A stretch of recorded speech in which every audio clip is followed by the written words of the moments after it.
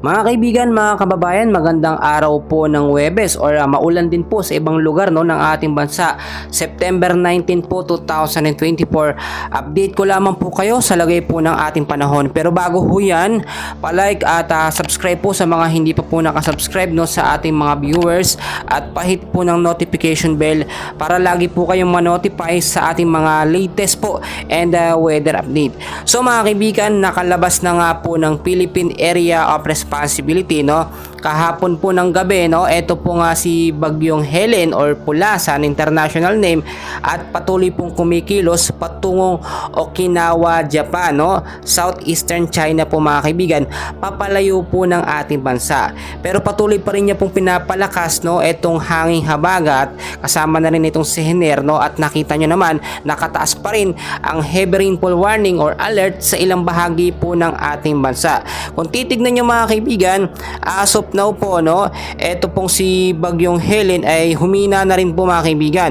Ang lokasyon niya po ngayon ay meron pong 805 kilometers northeast of extreme northern Luzon. Nasa labas na po ito ng PAR, may lakas po ng hangin na 85 km per hour at may bugso naman pong pumapalo sa 75 km per hour pa northwestward po ang pigkilos mga kaibigan sa bilis naman po na 20 km per hour. Ngayong September 19 po, araw po ng Huwebes, ay nakataas pa rin po ang heavy to intense rain na magkakaroon po ng pag-uulan na aabot po sa 100 to 200 mm po na tubig dito po sa area ng Zambales, kasama na rin po ang Bataan.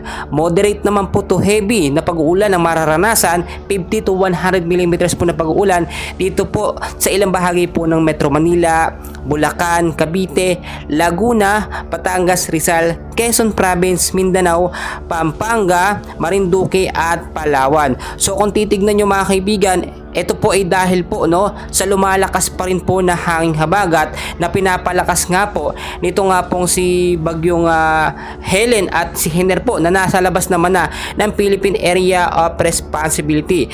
Patuloy pa rin pong maaapektuhan ng ilang bahagi po ng Ilocos Region, Isabela, Aurora, Zambales, Bataan, kasama pa rin dito ang Metro Manila, Calabarzon, Mimaropa, Bicol Region, Western Visayas, Negros Island Region at Zamboanga Peninsula ng malakas nga po na hangin dulot po nito nga pong hanging habagat. So mga kaibigan, alam ko marami pong nag-aabang sa inyo ng update po sa mga lugar kung may pasok nga ba. So mga kaibigan, meron tayong update sa mga lugar po na nagkansela ngayong araw po September 19 ng kanilang suspension ng klase. Unahin ko na po mga kaibigan dito po sa lugar po ng Bulacan. So makinig po yung mga taga Bulacan mga kaibigan. Dito po sa area ng San Rafael, Balagtas, Kalumpit, San Miguel, Baliwag, San Ildefonso, Bustos, Bulacan, ay kansilado pong klase dyan, private po at public po mga kaibigan dahil po sa banta ng heavy rainfall alert dyan sa mga lugar po na yan.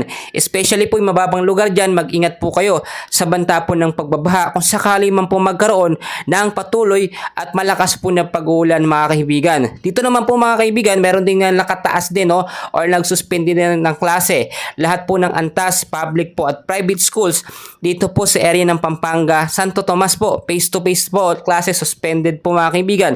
Sa Pampanga, Mabalakad, wala rin pong pasok. Dito po sa Antique, Kulasi, wala rin pong pasok. Pangasinan, Rosales, wala din pong pasok dahil pa rin po yan sa banta po ng malakas na hangin na may kasama pong pabugso-bugsong pag-ulan dulot po ng hanging habagat. So unahin na natin mga kaibigan, meron din tayong update dito po sa Region 1, Ilocos Region, Pangasinan, sa Rosales, face-to-face po classes, wala po, suspended po. Sa Region 3, Central Luzon mga kaibigan, kasama dyan ng Pampanga, Mabalacat City, San Fernando, Santo Tomas, Bulacan, Balagtas, San Miguel, inulit ko na po ito mga kaibigan, wala pong pasok dyan. Dito naman po sa Negros Island Region, wala pong pasok. Dito po sa Negros Occidental, dito po sa Murcia, face-to-face classes po, no? Public schools only. Face-to-face po, kanselado po mga kaibigan dahil pa rin po sa dulot po ng malakas na pag-ulan itong hanging habagat. Wala ang klase po dito sa Region 6 ng Western Visayas, Antique, Kulasi at Pandan po mga kaibigan. So kung titignan po ninyo mga kaibigan, depende pa rin yan sa inyong LGU, makipag-ugnayan po yung mga lugar na aking hindi nabanggit, no? Dahil po yan sa patuloy pa rin na paglakas po ng pag-ulan. Ito nga pong dulot ng hanging habagat. Kung titignan nyo din mga kaibigan, ilang bahagi po ng Metro Manila ngayon ay pinag-iingat po sa banta ng pagbabaha, no?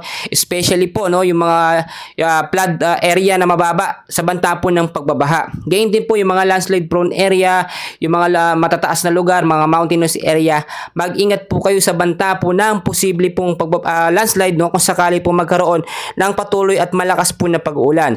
So bukod dyan mga kaibigan, meron din po tayong minomonitor ngayon na kumpol ng kaulapan, no, or cloud cluster po dito po sa loob ng ating Philippine Area of Responsibility.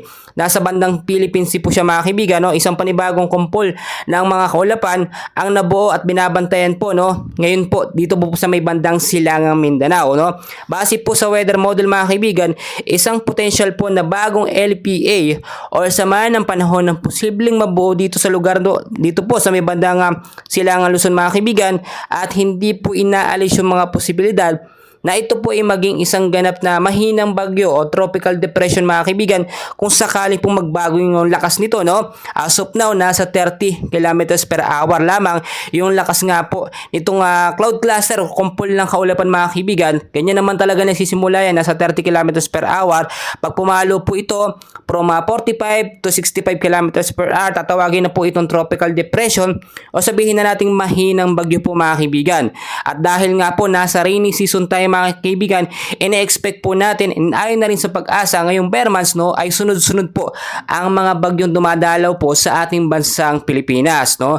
At kahit nga po nakalabas na etong si bagyong Helen at wala na rin po si bagyong Hiner, no, nasa labas na yan, pero yung trap po ng kanilang hangin ay nakapalibot pa rin po sa loob ng Philippine Area of Responsibility. So magpasalamat po tayo dahil nga po ito si bagyong Helen ay hindi nagbigay ng malaking pinsala sa ating bansang Pilipinas, no?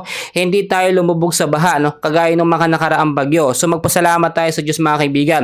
Pawang pinapalakas lamang ng mga bagyong ito, itong hanging habagat, no, na siya nagbibigay ng mga pag-ulan sa ilang bahagi ng ating bansa. So mga kaibigan, bibigyan ko kayo ng tips, no. Maglinis po tayo ng mga basura para in case magkaroon ng biglaang pag-ulan, hindi po magkakaroon ng pagbabaha. Mag-ingat din tayo at maging handa. Magbaon, mag-stock po tayo ng mga pagkain, no, at umiwas tayo sa mga lugar na alam nating bahain, no. Kung sakasakali man wala kayong lakad sa hapon na sa gabi, ugaliin na lang manatili sa bahay, no, para sipo tayo at walang banta ng sama ng panahon. Hindi tayo mababasa, hindi tayo magkakasakit mga kaibigan.